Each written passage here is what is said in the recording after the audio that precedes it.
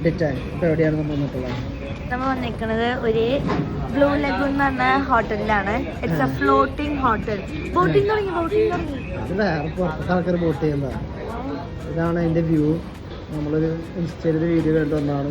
അപ്പൊ നമ്മൾ അവിടെ നിന്ന് നടന്ന് ഇങ്ങനെ നടന്ന് ഒരു 100-300 മീറ്റർ ഉണ്ടാവും. നമ്മൾ ഇവിടെ വന്ന് വൈബ് അടിച്ചിരിക്കുകയാണ്. നമ്മളിപ്പോ 5 മണിക്ക് വന്നതാണ്. 5:30 വന്നതാ. നമ്മളിപ്പോ 7 മണി 2 hours ആയിട്ട് സ്പെൻഡ് ചെയ്യുന്നുണ്ട്. പക്ഷെ തണുപ്പ് കാറ്റില്ലല്ലേ? പക്ഷേ കുഴപ്പമില്ല.